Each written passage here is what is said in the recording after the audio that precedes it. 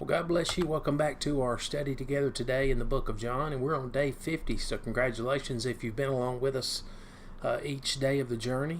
You've made it to day 50. And so we are in John chapter 13, and where we left off yesterday, we had saw where Jesus was washing the disciples' feet as an act of service.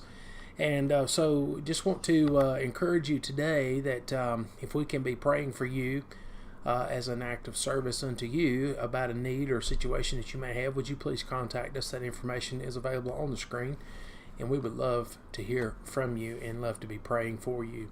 And so as we go back over into our scriptures today, we're going to pick up in verse 12. And so verse 12 says, "So after he had washed their feet and had taken his garments and was set down again, he said unto them, Know ye what I have done to you? He said, You call me Master and Lord, and ye say, Well, for so I am. If I then, your Lord and Master, have washed your feet, ye also ought to wash one another's feet. For I have given you an example that ye should do as I have done unto you." And so just quickly today, as we see the scripture, Jesus, after he has washed their feet as an example, after he's done, he asked them, he says, "Now do you know what I have done unto you?" And so he was trying to teach them through an act of service that we have to be willing to humble ourselves to do things that a lot of times we may not think that we should be doing, or that we think is below us. Jesus said, "You call me Master and Lord, and well, you say because I am." But he said, "But if I have done this unto you, then you should do it one to another." So in other words, you ought to be willing to humble yourself and to do acts of service unto other people, no matter what position or authority you may find yourself in. You should always know that the true place to be is in a state of humbleness. All right, and so he says, "For I have given you an example that ye should do as I have done to you." And so he says in verse 16, "Verily, verily, I say unto you, the servant is not greater than his Lord, neither he that is sent greater than he that sent him." All right, so here we see that Jesus reminds them, he's teaching them a very important principle here. After he has washed their feet, he's telling them, he said, the servant will never be greater than his master or his Lord. So if the Lord or the master is willing to do those things, then we definitely need to be finding ourselves serving in acts of humbleness. Because Jesus said here in the scripture, he says, "I say unto you, the servant is not greater than his Lord, neither he that is sent greater than he that sent him." So Jesus is reminding them, he says, and I was sent here to do a work, and he said, and so I will never be greater than the one who sent me. So in other words, Jesus said, in that moment, I am come here to be a servant. All right, and so he's reminding them of that. And so in this next verse, in verse 17, he says, "If ye know these things, happy are ye if ye do them. I speak not of you all, I know whom I have chosen, but that the scripture may be fulfilled, he that eateth bread with me hath lifted up his heel against me. Now I tell you before it come, that when it is come to pass, ye may believe that I am he. Verily, verily, I say unto you, he that receiveth whomsoever I send receiveth me, and he that receiveth me receiveth him that sent me."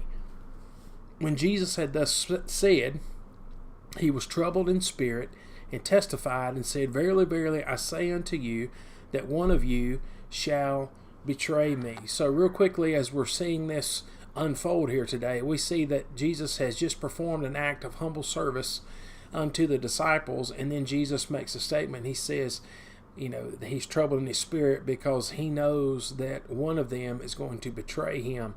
And so as we go over into verse 22, it says, "Then the disciples looked one on another, doubting of whom he spake.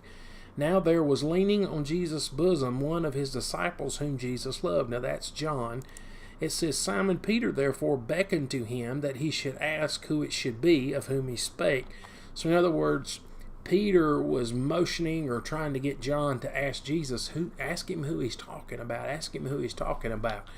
And so we find that in verse 25 it says, He then, lying on Jesus' breast, saith unto him, Lord, who is it? Jesus answered, He it is to whom I shall give a sop when I have dipped it. And when he had dipped the sop, he gave it to Judas Iscariot, the son of Simon.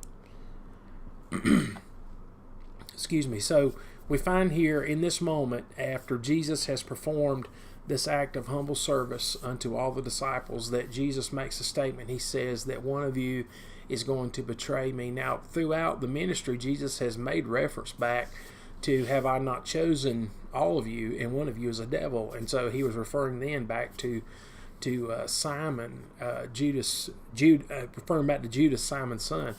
And so we saw just the other day when we were looking at the act of service that Mary had performed on Jesus when she had anointed his feet and wiped his feet with her hair with that costly ointment that she had placed upon him. And the scriptures told us that Judas questioned why was it wasted and not sold and given to the poor, but yet the scriptures told us that he was a thief and he didn't care for the poor. And so here in this moment, as Jesus reveals unto the disciples that one of you is going to betray me, they all started looking at one another. And it says that, John was leaning on Jesus there, and Peter was telling John, ask him who it is, ask him who it is. And so when John asked him who it was, it says that Jesus made the statement, and he said right here in verse number 26, he said, He it is to whom I shall give a sop when I have dipped it. It said, and when he had dipped the sop, he gave it to Judas Iscariot, the son of Simon. So in that moment, Jesus indicated that it was going to be Judas that was going to betray him. And so we will continue into this study again tomorrow as we're looking at what's unfolding here. But just know and understand that as we see this today, as we see this beginning to unfold, the time that Jesus is getting ready to be delivered up, we saw in the study just the other day that Jesus said, the hour's come, my hour is arriving, that the Son of Man should be delivered up. And so as we begin to see in Scripture here today, as Jesus has the supper's been completed and he's washed their feet, and so he indicates that Judas is going to be the one that will betray him. And so today we just pray and hope that you find yourself encouraged and strengthened through the Word, and want to encourage you to join us tomorrow as we continue together in this study here in John chapter 13. And it's getting to be where it's some of the most difficult time for the Lord that he had to face as he was upon the earth, that he would be delivered up and that he would be scourged and all the things that he had to endure. But the scriptures tell us that he did it with joy unspeakable. He did it just for us, and I'm so thankful for that today. So I hope you are as well. So God bless you. I hope you have a great day today, and be sure to share these teachings with friends or loved ones or people that you may know through your social media. We'd love for you to do that. And as always, we would love to hear from you if we can be praying for you. And we want to encourage you to be back with us tomorrow as we continue together in our study in the book of John. God bless you. Have a great day.